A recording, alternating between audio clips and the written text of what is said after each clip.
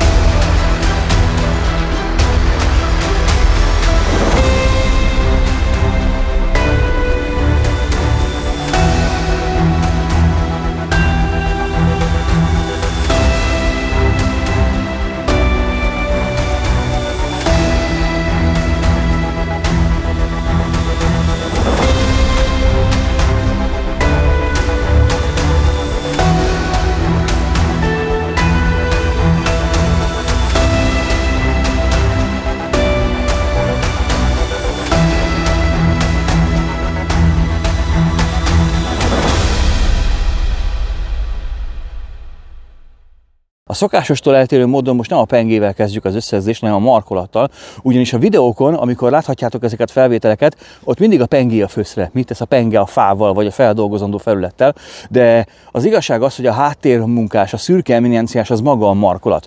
Ő a kapcsolat a felhasználó és a penge között. Minden munka, amit a penge elvégez, azt a markolat segítségével adott ki neki. A markolat olyan szempontokért felelős, mint a biztonság, a stabilitás és a kényelem. És ezek nagyon fontosak akkor, hogyha a késeddel aktívan akarsz dolgozni. Plusz a kezelhetőség és irányíthatóság, a kezelés elsajátításában is nagyon fontos szerep van a markolatnak. Nálunk a Raven az alapvetően egy munkakésnek készült, tehát próbáltunk a lehető legstandardebb ergonómiai iskolákból építkezni, és sokaknak ez unalmas lehet, és talán az is, ugye itt is hát látjátok halacska, madárka, pók, petel, teknős fészek, amit el tudtok képzelni, de igazság szerint egyetlen egy dologban nem voltunk hajlandóak kompromisszumot kötni, és ebbe egyetértett a teljes teljes elnevezetőség, meg én is és Glász Sándor is, nevezetesen, hogy ennek a markolatnak olyannak kell lenni, hogy amikor a tenyér ráfog, maximálisan kitöltse a teljes teret belül. És ez az, ami miatt a Raven szerintem baromi jól fogható, baromi stabilan tartható, és nagyon-nagyon jó vele, komfortos vele munkát végezni. Figyelem, ez most nem azt jelenti, hogy olyan érzés eszmarkolász, mint egy finom csöcsikét.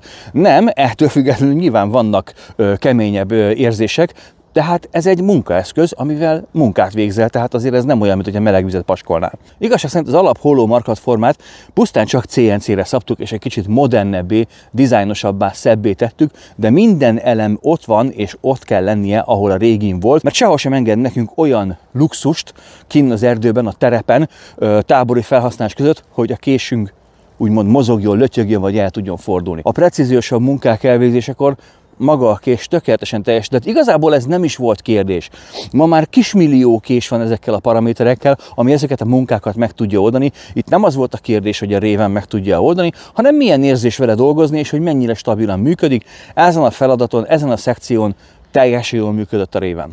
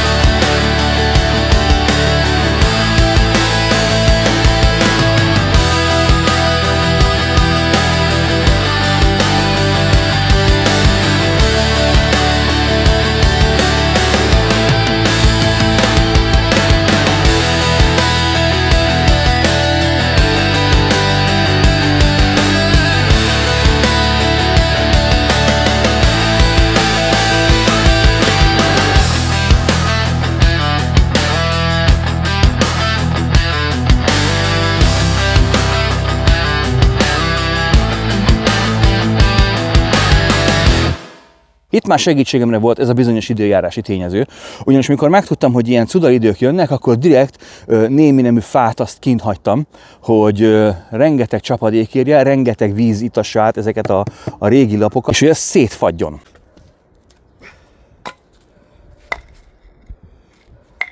És láthattátok is, hogy a splittelések alkalmával, szóval azért volt bennem para, kicsit azért feszült a szotja a seggembe, mert hogy én féltettem ezt a hegyet az ilyen jellegű tábori feladatoknál. Természetesen ehhez most hozzátartozik, hogy mint ahogy tudjátok is, amikor ilyen komolyabb túrákra megyünk, Ódorvártól elmentünk egészen fel a Magasbörzsönyig a mecsekbe, akkor ott nem nagyon videózunk, de ott ezeket a feladatokat el kell tudni végezni élesbe. Ott nem pózolunk a kamerának, nem állítjuk be ötféleképpen, hiszen az ember fáradt, enni akar, tüzet akar, menedéket akar, olyankor tényleg az akció és az a tapasztalat élményeké a főszerep. Ezeket viszont elhozom nektek, és majd a végén kitérek rá pontosan, hogy kiknek köszönhető mindez. Nincs vele gond. Én megmondom őszintén, mivel az én felhasználási szokásaim eltérnek az átlag, a nagyobb átlagtól, tehát én egy kicsit keményebben szeretem használni a késeket, nekem az egész teszt alatt végig volt egy olyan kicsit ilyen izgulós érzésem, hogy ki fogja még bírni ez a penge, ki fogja még bírni ez a penge. Most már túl vagyunk minden teszten, és még mindig tökéletesen éles fafeldolgozásra. Nyilván most vághatnék én is kartonlapokat, meg papírlapokat, meg borotválhatnék szört, mert most már ez az új trendi, hogy mindenhol újságpapírokat, meg ilyeneket vágunk. Ha van kedvetek, akkor nyugodtan csináltok ilyet az erdőbe. Én ilyesmi munkákkal szoktam eltölteni az erdőbe az időmet, és nekem erre kell, hogy megfeleljen ez a kés, és erre tökéletesen alkalmas még most is a kemény tesztek után. De nyilvánvaló, hogy a Raven az egy igazi lightosabb túrakés, tehát nem vittük bele az úgynevezett pusztító tesztekbe, nem erre való, tehát szerettük volna észszerű határok között használni ezt a kést. Azt hittétek mi? Na, náhogy megnéztük, mit tud.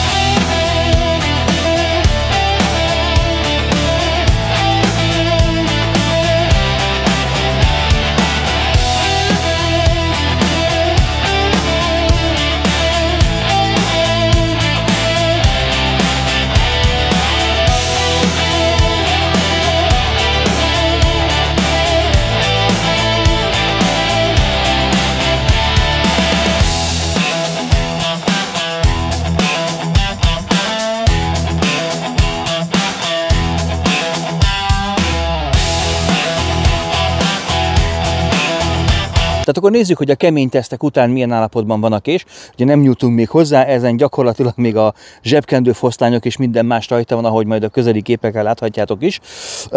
Öreg ember nem gyors vonat, tehát nekem már szükségem van erre. Az az igazság, hogy én olyan érdemleges sérülést ezen a késen nem nagyon látok. De semmit. Még a hegyinél se semmilyen ferdülés, semmilyen sérülés, olyan sérülés, ami mondjuk befolyásolhatna egy tábori munkát, hát nyilván ezt majd mindjárt le fogjuk mérni. 14C28-en.